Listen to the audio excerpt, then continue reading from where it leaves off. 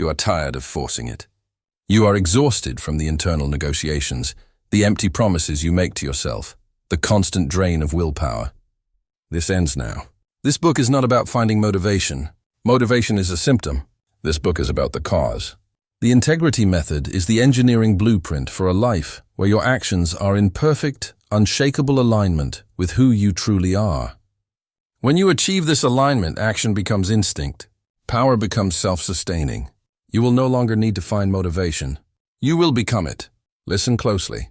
Your life of struggle is about to become obsolete. Chapter 1. Stop proving and start doing. Introduction. Let's get one thing straight right now. You are exhausted. I don't need to see you to know that. It's a specific kind of exhaustion. It's not from hard work. It's from performance. It's the soul-deep fatigue of constantly trying to prove your worth, your intelligence, your success to a world that's too busy with its own performance to even notice. That ends here. This chapter is your intervention. We are surgically removing the need for external validation and replacing it with an unshakable internal foundation. Your days of seeking permission are over. Your days of proving yourself are done. From this moment forward, you are not here to prove. You are here to do. That's the key. The shift is everything. The performance trap. Think about the last time you posted something on social media. Be honest. You checked for likes. You felt that little hit of dopamine when the notifications rolled in. Now think about the last time you made a decision at work, or even in your personal life. Did you think about what your boss would say? Your parents? Your friends? Were you crafting the story you'd tell them about your success? This is the performance trap, and it's a leak in your personal power reservoir. Every time you alter your behavior, your opinion, or your goals to gain approval, you are giving away a piece of your sovereignty. You are handing the keys to your identity to someone else. You're saying, "Here, you define me. Tell me I'm good." It's a vicious, draining cycle. You perform, you get a little applause, it fades, and you're right back on stage scrambling for the next hit. It's an addiction to validation. You have a choice. You can continue this exhausting performance, this constant proving, or you can step off the stage. The audience is a fiction. They're not real. They're a projection of your own insecurities. The only person you need to prove anything to is the person you see in the mirror. You don't need their permission to live your life. You don't need their applause to validate your worth. Your worth is a non-negotiable pre-existing condition. It was there the day you were born, and no amount of external praise or criticism can add to it or take it away. Remember that. Define your internal compass. So if you're not living for their applause, what are you living for? This isn't a philosophical question. It's a practical one. It requires an answer. If you don't define your compass, you'll be blown off course by every opinion and every trend. I want you to hit pause right now. Get a pen and paper. Oh wait, I'm serious. This isn't a mental exercise. This is behavioral instruction. Transformation requires action. I want you to write down 3 to 5 words. Not job titles. Not achievements. I want core values. The non-negotiable principles that define your character. What makes you feel strong, whole, and aligned, even when no one is watching? Is it integrity? Courage, mastery, curiosity, loyalty, authenticity? List them. Now, next to each one, write a single sentence defining what that value looks like in action.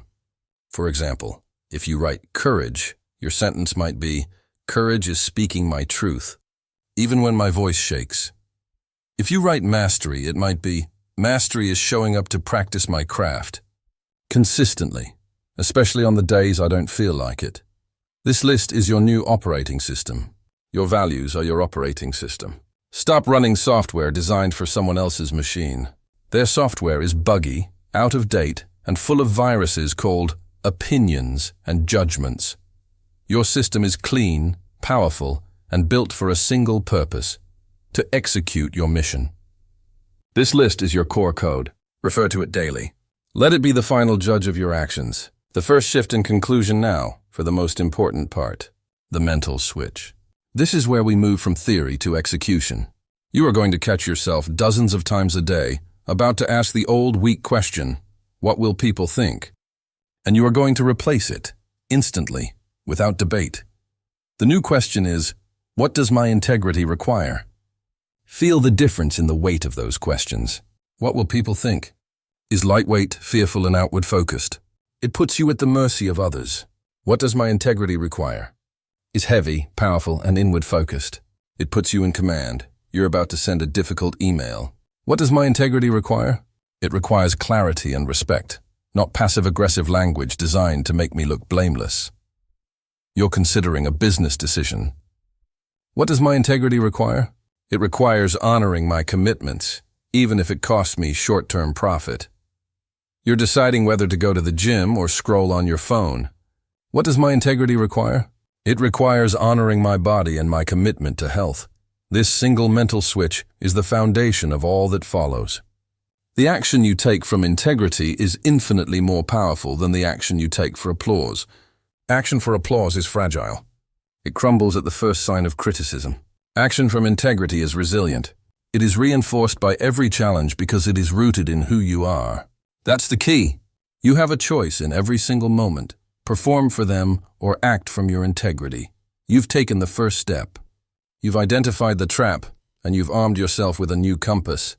You are no longer a performer on a stage. You are a sovereign individual building something real, but a strong foundation is useless without the discipline to protect it. The world is loud, and it will try to distract you. You need to learn the power of quiet. Chapter 2. The Silent Cost of Seeking Validation. Let's talk about your energy. Or more accurately, let's talk about where it's really going. You wake up tired.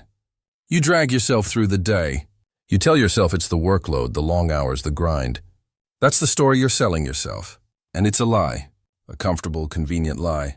The truth is far more uncomfortable. You are not tired from working hard. You are tired from working against yourself. Every time you bite your tongue, every time you force a smile, every time you agree when you desperately disagree, you are not being polite. You are taking out a loan against your own soul. And the interest is killing you. This is the silent tax. It's not a financial cost. It's an energy tax.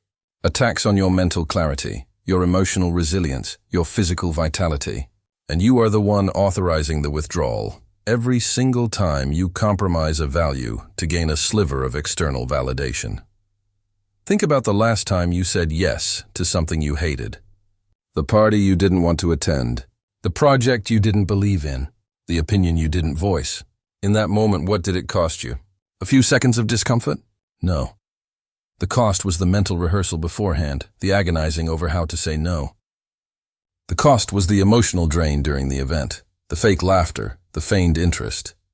The cost was the physical exhaustion afterwards, the slump in your chair, the feeling of being drained, hollowed out.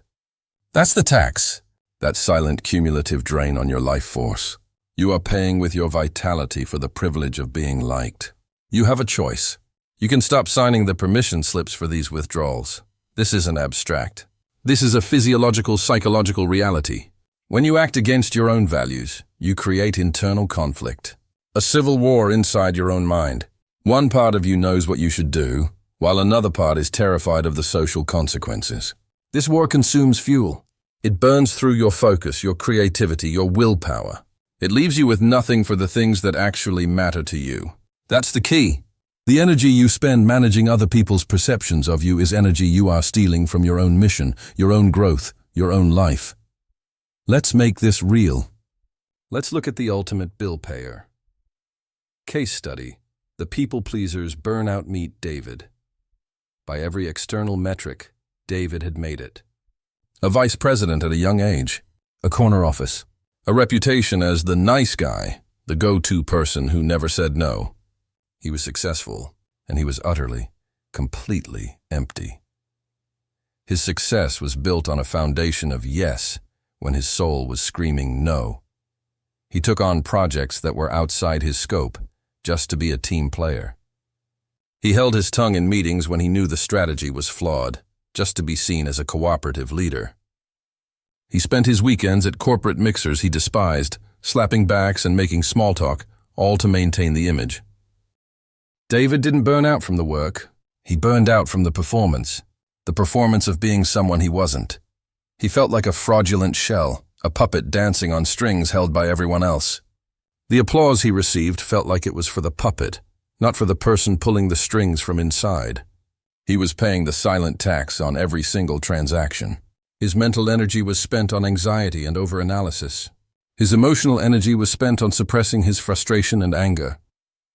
His physical energy was spent on the constant low-grade stress of maintaining the facade. He wasn't tired from working hard.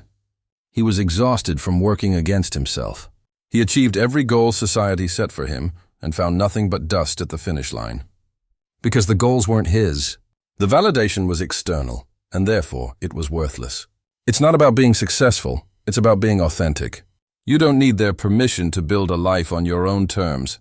David's story is your warning. It's the ghost of Christmas future if you stay on this path. The constant compromise, the slow erosion of self, the hollow victory. But it doesn't have to be this way. The bill has come due, but you have the power to dispute the charges, permanently. Reclaiming your capital, it's time for an audit. A ruthless, honest audit of your life. You need to identify every single account where you are paying this silent tax so you can close it. For good. This starts with a simple, brutal declaration. Stop outsourcing your self-worth. Your value is not determined by a committee. It is not up for a vote. It is not contingent on your likability, your compliance, or your usefulness to others. You have a choice. You can continue to let others dictate your value, or you can reclaim it. That's the key. Start small. Where are you paying the tax? Is it in that weekly meeting where you never speak your mind? That's a tax. Is it with that friend whose calls you dread, but you answer out of obligation? That's a tax. Is it on the social media feed where you measure your life against curated lies? That's a tax. Is it in the family gathering where you play a role to keep the peace? That's a massive tax. Identify the cost. Then cancel the subscription.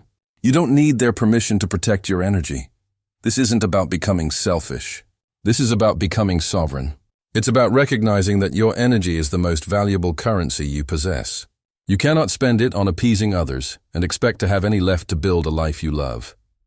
It's not about being rude, it's about being real. It's not about saying no to them, it's about saying yes to yourself. The next time you feel that pull, that instinct to shrink, to agree, to placate, I want you to pause. I want you to feel the weight of the tax. Feel the energy preparing to leave your body. And then, I want you to make a different choice. A disciplined choice. The choice to protect your capital. The choice to validate yourself. It will be uncomfortable. Your heart will pound. Your voice might shake. Do it anyway. Every time you choose your own integrity over external approval, you are not just saving your energy. You are investing it. You are building a foundation of self-respect that no amount of external praise can ever match. You are closing the account. You've identified the silent cost, and you've started the process of reclaiming your energy. But to protect that energy, you need to master the art of controlling what you put out into the world. You need to learn the power of what you don't say. Chapter 3. Your integrity is your immune system. Let's get one thing straight. You've been thinking about integrity all wrong. You think it's a moral report card. A badge for good behavior. Something you trot out for your grandparents or in a job interview. That's weak. That's fragile. And it's holding you back from everything you say you want. I want you to reframe it. Right now. Your integrity is not a luxury. It is not a moral accessory. It is your psychological immune system. It's the living, breathing defense mechanism that operates 24/7 to keep your mind, your energy, and your mission safe from infection. A weak immune system means you get sick from every little germ, every negative comment, every tempting distraction, every person who wants a piece of you. A strong one? You are a fortress. You are untouchable. That's the key. Think about your physical immune system. You don't see it working. You don't consciously tell a virus, "No, you can't come in here." It just happens. Automatically. Your white blood cells swarm. They neutralize the threat. You might never even know you were under attack. That's the level of automation we're building here. Your integrity, when it's strong, does the same thing. It repels the distractions, the toxic opportunities, and the energy-draining people that are not aligned with your core self. You don't need to have a long, draining internal debate. Your system just says, rejected. This is your new filter for every single decision you will ever make. From what you eat for breakfast to the business deals you sign, the filter is simple, brutal, and non-negotiable. Is this aligned with the core of who I am and who I am building myself to be? If the answer isn't a resounding, unshakable hell yes, then the answer is no. Let's talk about that protocol. The hell yes or no rule. This is where your integrity stops being a concept and starts being a weapon. Most people say yes to things they hate because they're afraid of the social friction of saying no. They're afraid of disappointing a casual acquaintance, of missing out on a mediocre party, of not seeming like a team player at a job they despise. That constant low-grade betrayal of yourself is what makes you weak. It's what makes you feel scattered, drained, and resentful. You have a choice. You can feel the temporary minor discomfort of saying no, or you can feel the long-term, soul-crushing ache of living a life out of alignment. The choice is yours. When you implement this filter, you will start saying no with conviction, not guilt. You will understand in your bones that a no to others is almost always a yes to your integrity. A no to that after-work drink you don't want is a yes to your workout, your side hustle, your family. A no to that shady business opportunity is a yes to your reputation and your peace of mind. You are not being rude. You are being functional. You are protecting your most valuable asset, your focused energy. And when you start doing this, a funny thing happens. People's opinions stop mattering. This is where we build real resilience. When you know with absolute certainty that you are acting from your core, external opinions become data, not directives. Let me say that again. They become data, not directives. Someone criticizes your work. Fine. Is it useful data? Does it come from a source you respect? Does it align with your mission? If yes, learn from it. If no, discard it. It's that simple. You don't internalize it. You don't make it part of your identity. Your integrated life acts as a shield. The criticism just bounces off. It's not personal anymore, because your sense of self is rooted in your actions, not their reactions. The same goes for failure. When you operate with integrity, failure becomes feedback, not identity. You tried a path. It didn't work. The data came back negative. So you adjust. You pivot. You don't collapse into a story of, I'm a failure. You simply process the feedback and move forward, your core self intact and unshaken. You don't need their permission to define your success or your failure. That power belongs to you and you alone. This is the ultimate freedom. It's not about being a good person.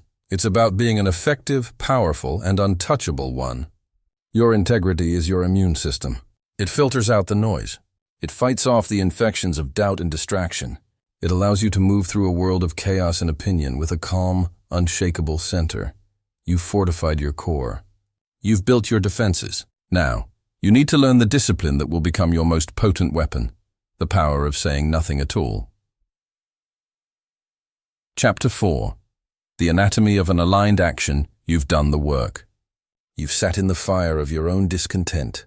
You've stared down the ghost of your future self and made the only choice that matters. The choice to change. But now what? This is where most people fail.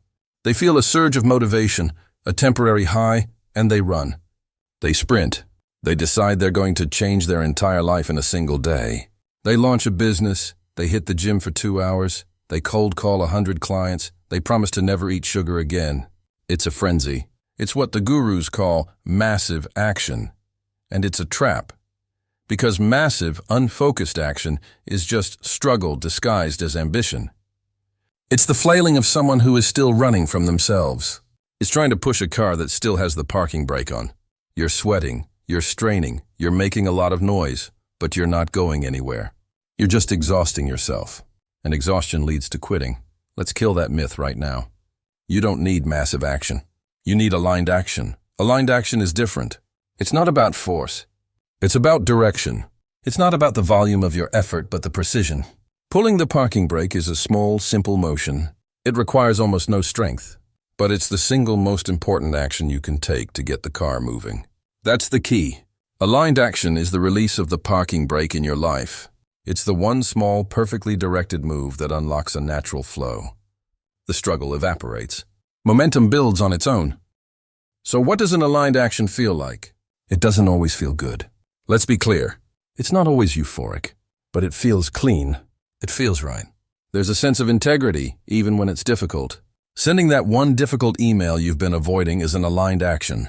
Going for a 15-minute walk when you said you would is an aligned action. Choosing the grilled chicken over the burger because you made a promise to your body, that's an aligned action.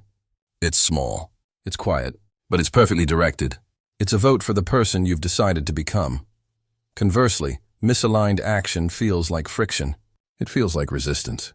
Staying an extra hour at the bar when you know you have a 6 a.m. meeting is friction. Scrolling through social media instead of working on your proposal is friction. Saying yes to a project that drains your soul is friction. You can feel it in your gut. A low-grade hum of anxiety. A whisper that says, "This is wrong." Most people spend their entire lives ignoring that whisper. You will not. You have a choice. You can choose to listen. And to learn to listen, you need a system. You need to build the muscle of self-awareness. So, here is your new nightly ritual. It takes 5 minutes. It's non-negotiable. I call it the daily integrity audit. At the end of every day, before you close your eyes, you will ask yourself 2 questions, and you will answer with ruthless honesty. 1. What one thing did I do today that was perfectly aligned with my future self? Just one.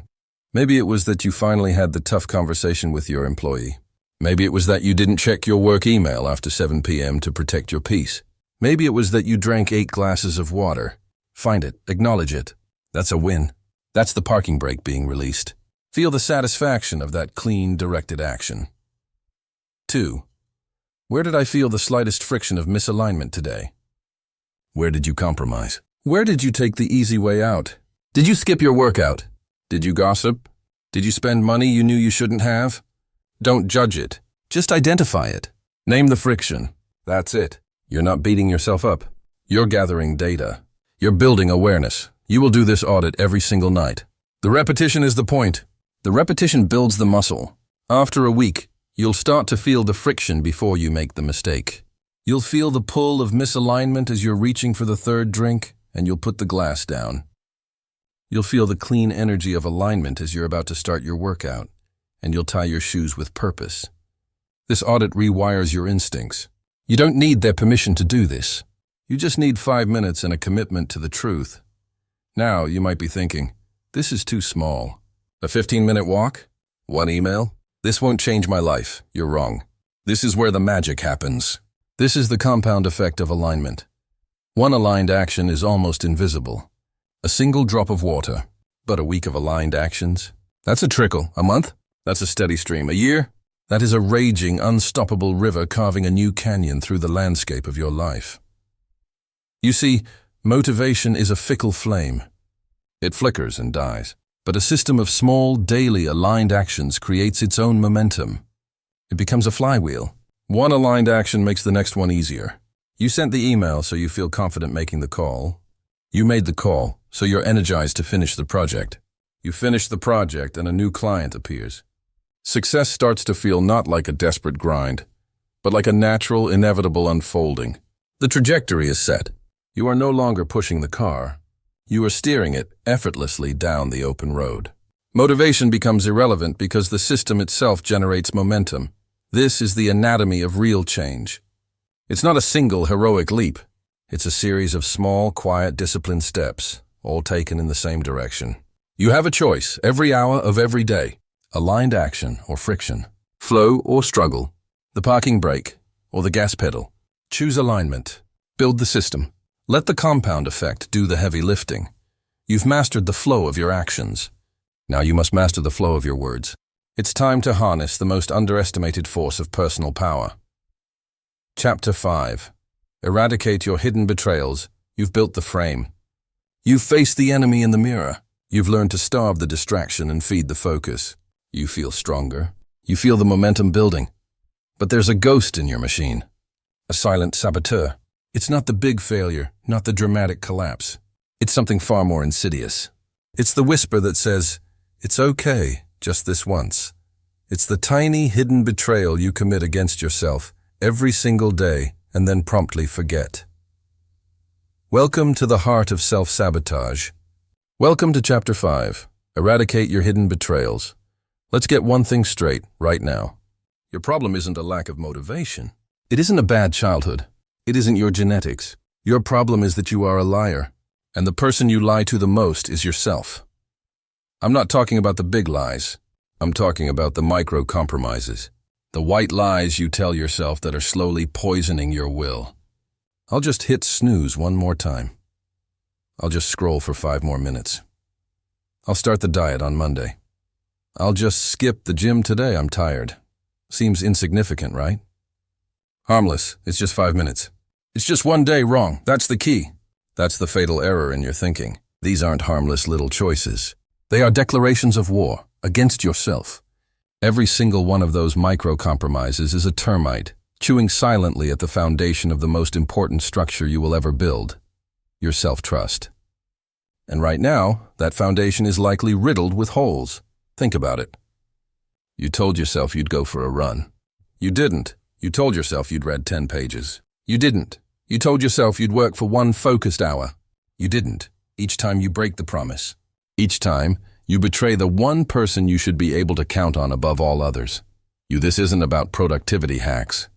This is about integrity, personal integrity, the kind that's non-negotiable. You have a choice. You can continue to be a flaky, unreliable person to yourself, or you can decide that your word is your bond, even when no one is watching.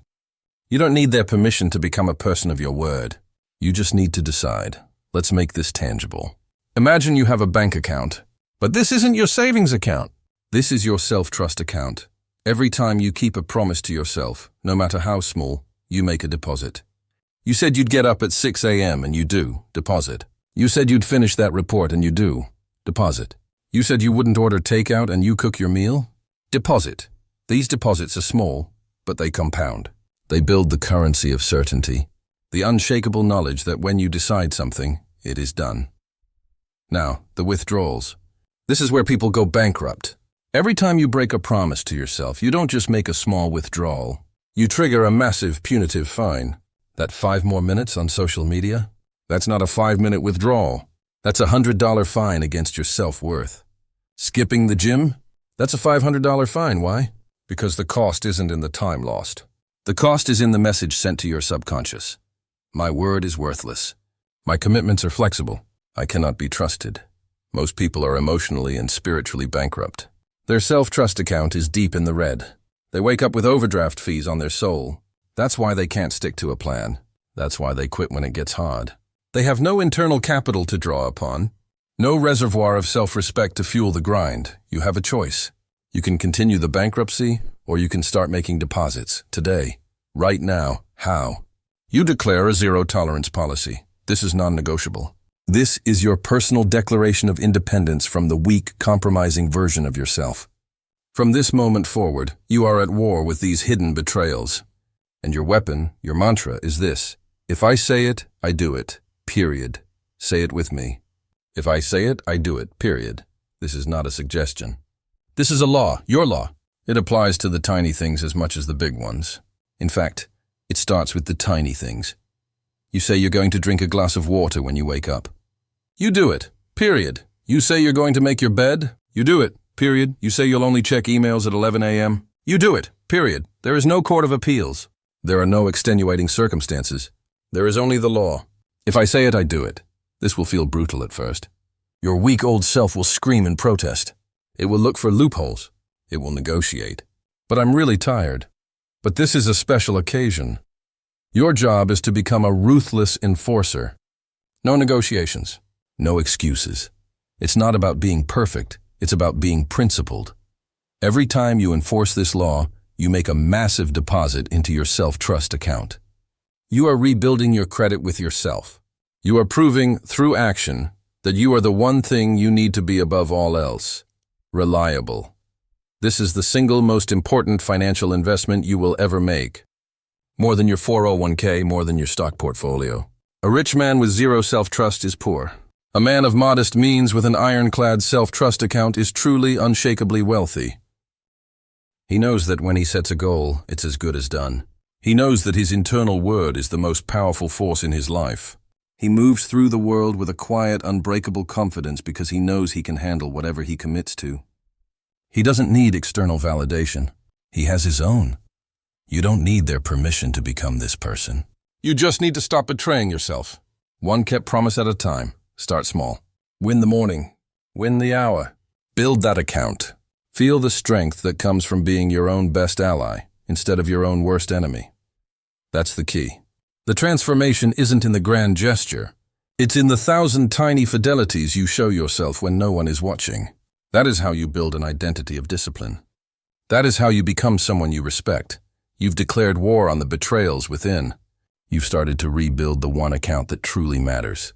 Now it's time to stop the leaks. It's time to master the one skill that will protect your focus, your energy, and your newfound self-trust from a world that wants to steal it. Chapter 6. Speak as if every word is a contract you've been learning to build. To build focus, to build discipline, to build a life that isn't contingent on the whims of others or the chaos of your own emotions. But there's a foundational tool you've been using carelessly your entire life. A tool that, when mastered, becomes the bedrock of everything else. That tool is your word. Most people treat their words like cheap currency. They throw them around. They make empty promises. They speak in maybes and possibilities. I'll try to be there. I might go to the gym. I guess I should work on that. This isn't communication. This is noise.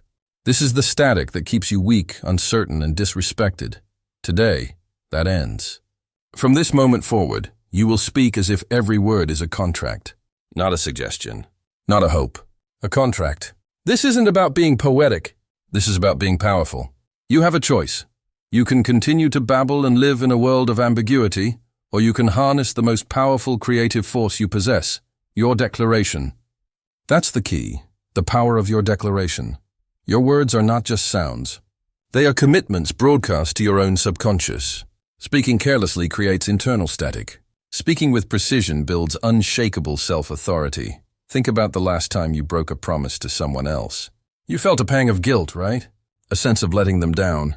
Now think about the last time you broke a promise to yourself. I'll start tomorrow. I'll just skip one day.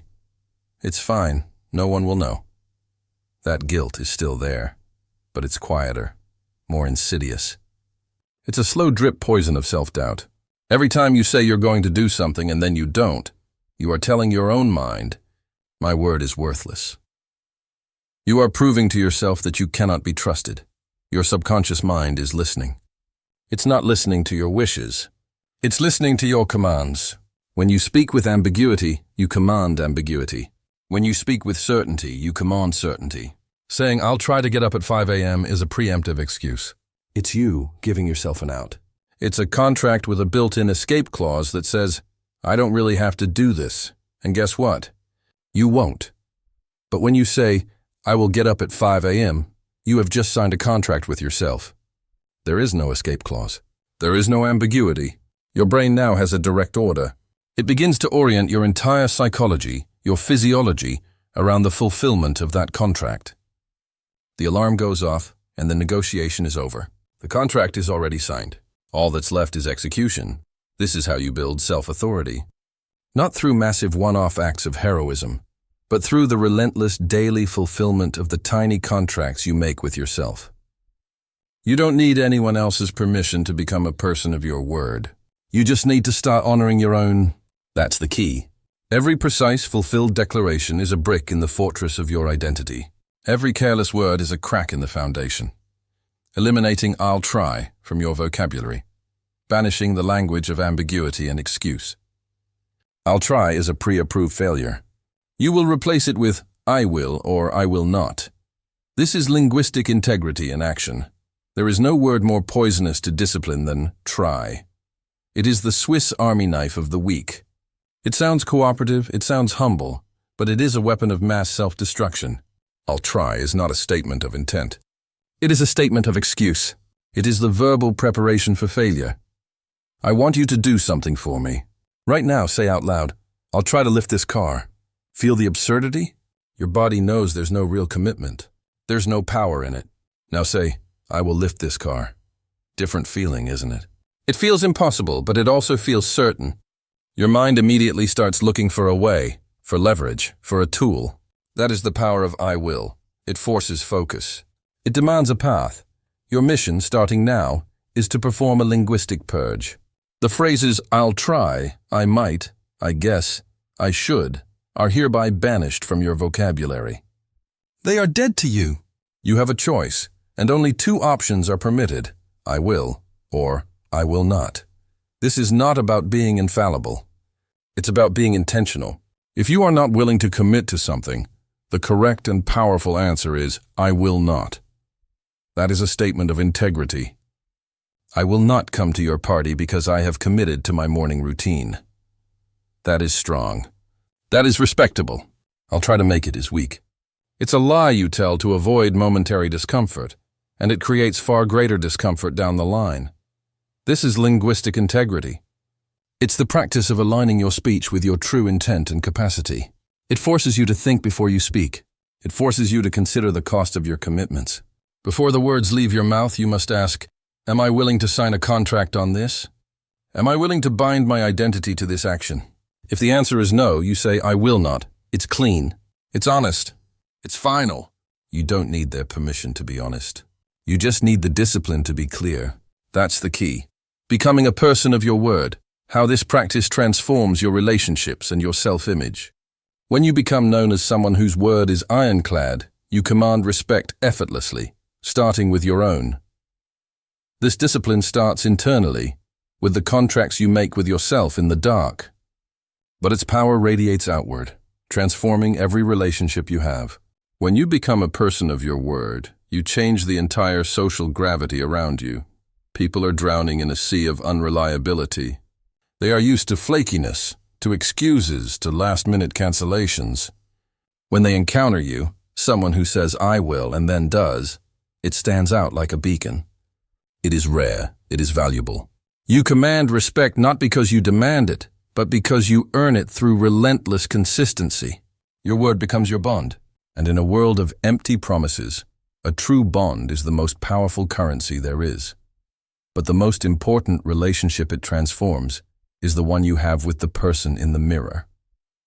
When you live with linguistic integrity, your self-image shifts from someone who hopes to someone who does. The nagging voice of self-doubt quiets down because you have a mountain of evidence proving it wrong. You said you'd run and you ran. You said you'd work and you worked.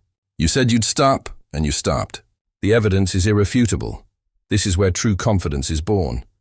Not from empty affirmations, but from the cold, hard, proven fact that you can trust yourself. That when you declare something, the universe itself bends slightly to make it so, because you will move heaven and earth to fulfill your own contract. You become your own most reliable ally. It's not about being perfect. It's about being accountable. You don't need their permission to be respected. You just need to respect yourself first. So the work is simple, but it is not easy. For the next week, I want you to be a tyrant about your own speech. Police every sentence. Eradicate try. Embrace the clarity and the burden of I will and I will not. Feel the discomfort of committing, and then feel the power of following through. Each time you do, you are forging your identity in the fire of your own word. You are declaring to the world, and more importantly to yourself, who you are. You have mastered the discipline of your speech. You have learned that your word is the one contract that truly matters. Now it's time to learn about the currency that fuels all of this, the one resource you can never get back. Chapter 7. The Discipline of Desire. Let's get one thing straight right now. You are not your desires. Your desires are not commands. They are suggestions. Some of them are brilliant, sent from your deepest self, a blueprint for the life you're meant to build. Others are junk mail, psychological spam sent by your ego, designed to waste your time, your energy, and your one precious life. You have a choice. You always have a choice. You can be a slave to every passing whim, every flicker of envy, every hunger pang of a fragile ego, or you can become the master of your desires. That's the key. Not suppression, mastery. This is the discipline of desire. Most people are chasing ghosts. They see a nice car and they feel a pull. They see someone get a promotion and they feel a twinge.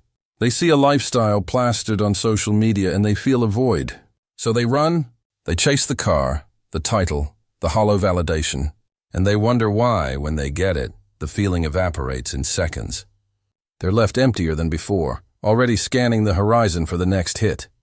Here's the brutal truth. Not all desires are created equal. You must learn to distinguish between the two forces driving you.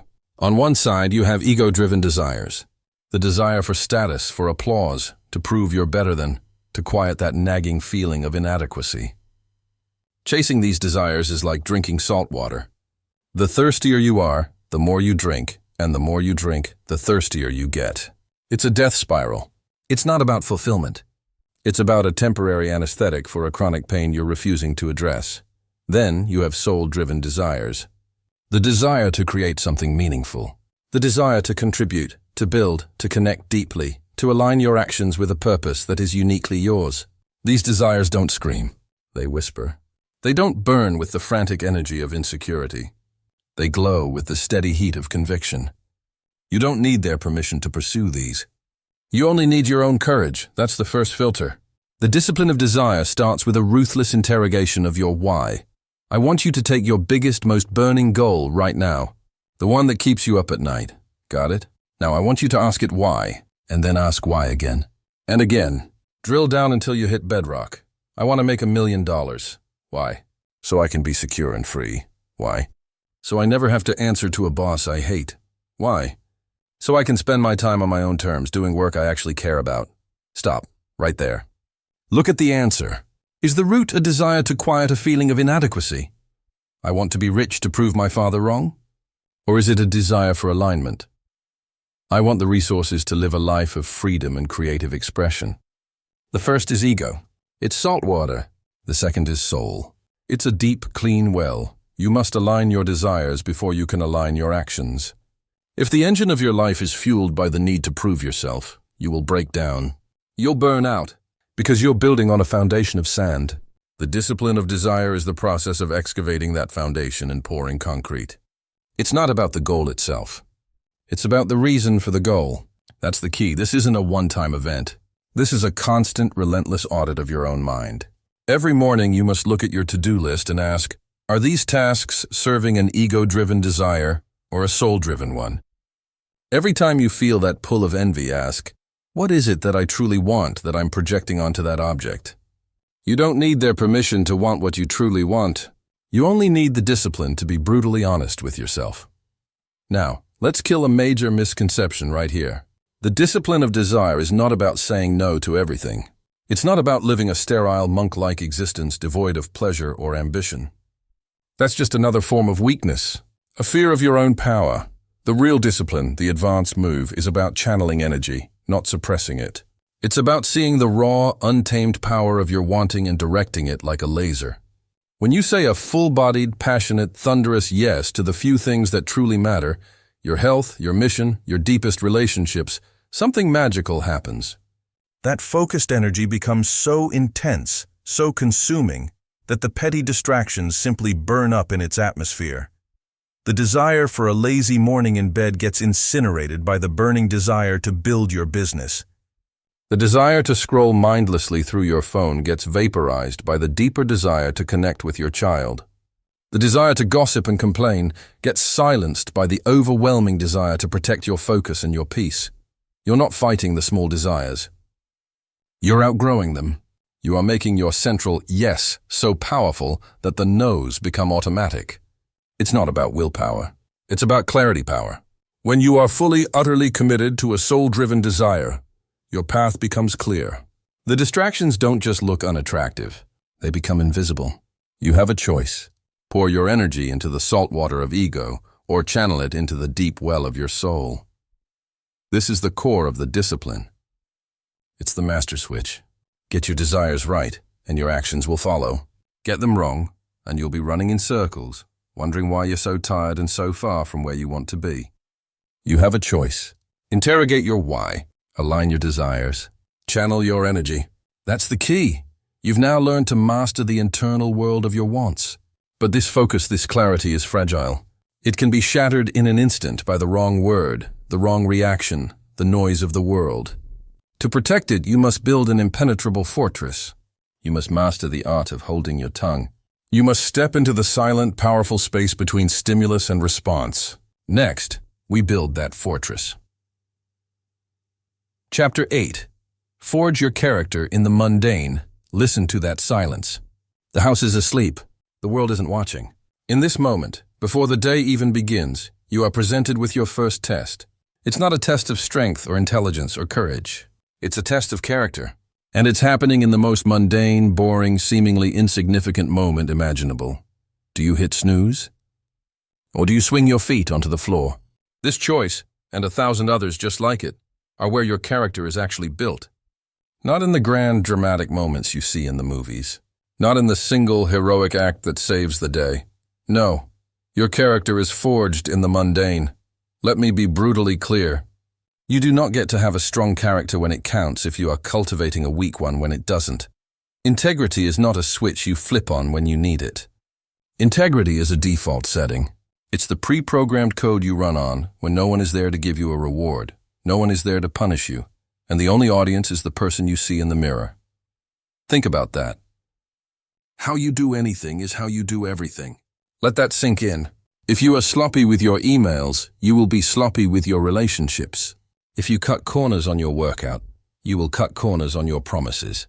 If you lie about the small things, telling your friend you're 5 minutes away when you haven't left the house, you are building the neural pathways to lie about the big things. This isn't philosophy. This is behavioral fact. You are constantly casting votes for the person you are becoming. Every single action is a ballot slipped into the box.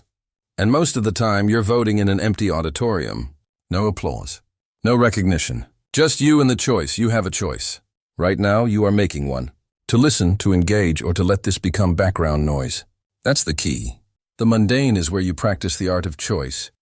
It's the training ground for your soul. So, how do you weaponize the mundane? You stop seeing these tasks as chores and start seeing them as non-negotiable rituals. This is the ritual of excellence, making your bed. It takes 20 seconds, but it's not about the bed. It's about discipline.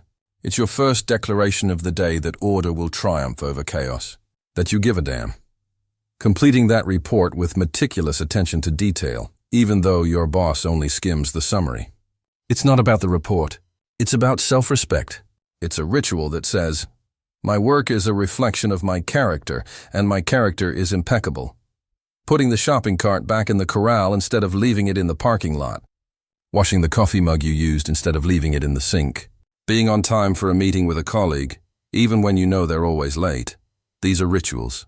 Sacred personal ceremonies of integrity. Each one is a vote for order, a vote for discipline, a vote for self-respect. And with every vote you cast, that identity gets stronger. You are not a person who sometimes does the right thing. You are a person of integrity. It's who you are. It's your default setting. This is how you stop pretending and start being. You don't need their permission to be a person of character. You don't need a round of applause for putting the cart back. You do it because that's what the person you are becoming does. Period. And this daily, relentless, invisible forging process. This is what builds something unshakable inside of you. This is building your unbreakable core. Most people walk through life with a character made of plaster. It looks solid, it looks good from a distance. But when a real crisis hits, when they face financial ruin, a betrayal, a failure that cracks their world open, that plaster shatters. They crumble. They look for someone to blame. They become a victim. Why? Because they never did the work. They never forged their core in the daily fires of the mundane. Their character was a performance for an audience, and when the audience disappears and the lights go out, the performance ends. But you are building a core of steel, not in a day, not in a week, but brick by brick, vote by vote, ritual by ritual. And when your crisis hits, and it will, that's not a question of if, but when, you will not have to rise to the occasion. You won't have to search for strength you never had. You will simply default to the strength you've been building all along. The discipline you practiced on the easy days becomes the resilience you rely on the hard days. The integrity you honed in the shadows becomes the beacon you follow in the storm. You won't break because you've spent every day proving to yourself that you are unbreakable. It's not about the task. It's about the testimony. The testimony you are writing to yourself, about yourself, with every single action you take. So I want you to think about your day, not the big presentation, not the important meeting. I want you to think about the spaces in between, the drive to work, the stack of paperwork, the dirty dishes, the empty gym. See them for what they truly are, not as inconveniences, but as opportunities. They are your anvil, your forge. This is where you hammer your character into something formidable, something reliable, something real. You have a choice. You can see the mundane as a prison of boredom, or you can see it as the most powerful training facility on Earth. One that's open 24 hours a day, 7 days a week, and has no admission fee except your own willingness to show up and do the work. That's the key. The secret no one tells you. Excellence is a ritual. Character is a default. Strength is earned in silence. You don't need their permission to become the person you were meant to be. You just need to make the choice right now in the mundane. You've forged the core. Now you must protect it from the poison of outside opinions. The next battle isn't in your actions, but in your reactions. It's time to master the art of not caring. Chapter 9. The unshakable core in a world of chaos. Listen up. The world is not going to calm down for you. It never has, and it never will. The chaos isn't the problem. The crisis at work, the drama in your family, the endless noise of the news cycle, the unexpected bill, the flat tire. This is all just weather, storms, turbulence. The problem has never been the storm. The problem is your foundation. A house built on sand gets washed away by the first squall. A house built on granite doesn't even notice the wind. For years you've been that house on sand. Your mood, your stability, your sense of self, all of it dependent on the weather report. A good day meant you felt good. A bad email could ruin your entire afternoon. Your inner state was a direct reflection of your outer circumstances. You were a weather vane, spinning in the wind, directionless and anxious. That ends now. This chapter is about pouring the concrete. It's about forging the unshakable core that turns you into a non-anxious presence. This isn't about avoiding the storm. It's about becoming the eye of the hurricane, a place of perfect, powerful calm no matter what's swirling around you. Let's be brutally honest. Your anxiety is a leak. It's the signal that you are outsourcing your stability. You're looking for the world to give you permission to be okay. You're waiting for everything to be just right before you can feel peace, before you can act with confidence. Stop waiting. You don't need their permission. You don't need the market to be perfect, your partner to be understanding, or the traffic to clear. Your stability is an inside job, period. When your core is aligned, when your actions, your words, and your principles are in lockstep, you become a pillar. The chaos can rage. You will stand.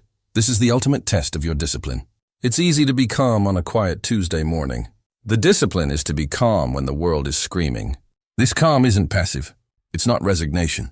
It's a fierce, active state of alignment. It's the direct result of the work you've done in the previous chapters. You've defined your core. You've practiced your rituals.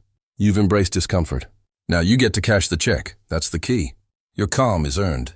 It's built, rep by rep, in the gym of your daily discipline. So, how does this play out in the real world? Let's take the most common form of chaos, a crisis. The project is failing. The client is furious. Your first old instinct was panic. Your heart would hammer. Your mind would race in circles. You'd look for someone to blame. You'd make a reactive, fear-based decision that usually made things worse. No more. Now, you have a new protocol. When chaos erupts, you are not paralyzed. You are programmed. You have a pre-installed filter that cuts through the noise. That filter is your integrity, your core. The moment the crisis hits, you take a breath, not a shallow, panicked gasp, but a deep, deliberate breath into your foundation. And you ask the only question that matters: what action here is most aligned with my core? Not what's the easiest fix, not how can I avoid blame, not what would make me look good. What action is most aligned with my core? This single question is a surgical instrument. It dissects the chaos. If your core value is responsibility, you step forward and own your part. If it's excellence, you focus on the highest quality solution, not the fastest. If it's compassion, you lead with understanding. Even when others are pointing fingers, you execute without hesitation. Because the decision isn't being made in the moment, in the panic. The decision is flowing from a source of absolute certainty. The man you have already decided to be. The man you built through discipline. You have a choice. You can choose to be the reactive, panicked version of your old self. Or you can choose to be the aligned, decisive man you are becoming. It's not about the chaos. It's about the alignment, and this is where it gets truly powerful. This state of yours, this integrated, unshakable core, is not a solitary thing. It's magnetic. It creates a force field around you. Think about the last time you were in a room with a truly grounded person. Someone who wasn't fidgeting, seeking validation, or getting sucked into the drama. How did you feel? Calmer, right? More focused. Their presence was a gift. That is now you. Your stability becomes a contagion of calm. In your family, when tensions are high, your non-anxious presence de-escalates the entire situation. You stop adding fuel to the fire. At your job, you become the go-to person in a crisis, not because you have all the answers, but because you have all the calm. People will feel it. They will be drawn to it. They will perform better because of it. Your alignment is no longer just your greatest asset. It becomes your greatest contribution to a chaotic world. By refusing to be anxious, you give everyone around you permission to be a little less anxious too. You become the anchor.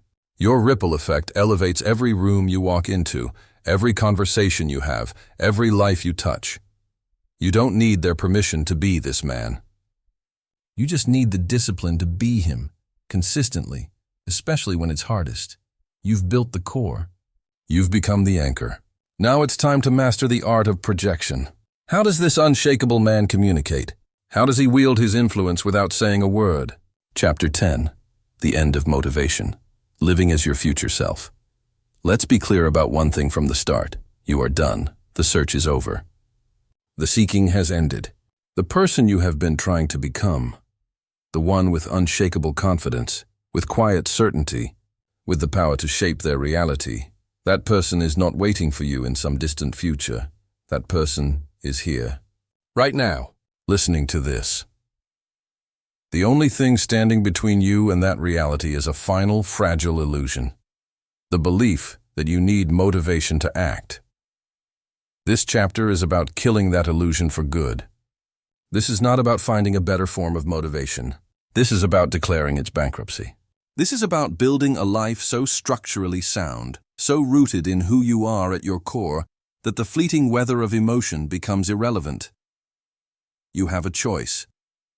You can continue to be a slave to how you feel, or you can become the master of what you do. Let's begin the final synthesis. Look back at the path you've walked. It wasn't a collection of random tips.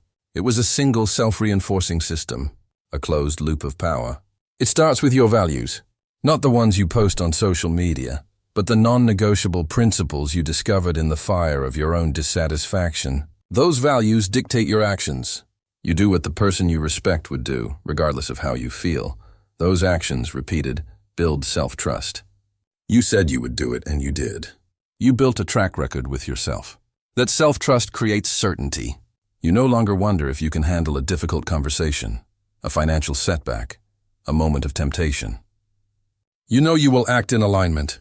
You know who you are, and that certainty, it eliminates the need for motivation. Why would you need a surge of emotion to do something when you already know, with every fiber of your being, that you are going to do it? You don't need to feel like going to the gym when your identity is a person who respects their physical vessel. You don't need to feel confident before a presentation when your identity is a person who speaks their truth with clarity. The action is a foregone conclusion. It is simply what you do, that's the key. The entire system is designed to make motivation obsolete, to make you weatherproof. You don't need their permission to operate this way. You don't need the world to cheer you on. You have built an internal governance that is far more powerful, far more reliable than any external validation. So what does this mean for you, today, right now? It means you stop working on yourself. Hear that. Let it sink in. You are no longer a project. You are no longer a collection of flaws to be fixed. That entire paradigm is over. You are now the living embodiment of the blueprint. The architect has become the building, your future self, the one who acts with instinctual alignment, who doesn't hesitate, who moves from a place of deep integrity, is not a destination you are traveling toward. It is your new operating system. And it is running now. This is the most critical shift. You must stop seeing the disciplined action as something you force yourself to do. You must start seeing it as the most natural expression of who you are. Brushing your teeth isn't a struggle of willpower. It's just what you do. In the same way, upholding your standards, speaking your truth, protecting your time, These are no longer acts of discipline. They are acts of identity. They are what you do because they are who you are. It's not about motivation. It's about embodiment. So, how do you live this? The instruction is simple, but it requires absolute vigilance. From this moment forward, you make every decision, every single one, from what you eat for breakfast to how you handle a crisis, from the standpoint of your future self. You don't ask, "What do I feel like doing?" That is the question of a child. That is the question of the person you used to be. You ask, "What does the person I have committed to being do in this situation?" And then you do that thing, immediately, without debate. You are not acting for that person. You are acting as that person. When the alarm goes off at 5 a.m. and the bed is warm and your mind offers a dozen logical reasons to sleep in, you do not have a conversation with the part of you that wants to sleep. You are no longer that person. You are the person who gets up. The body moves. The feet hit the floor. The debate is over because the identity is settled. When you are tempted to gossip, to complain, to break a promise because it's convenient, you do not wrestle with temptation.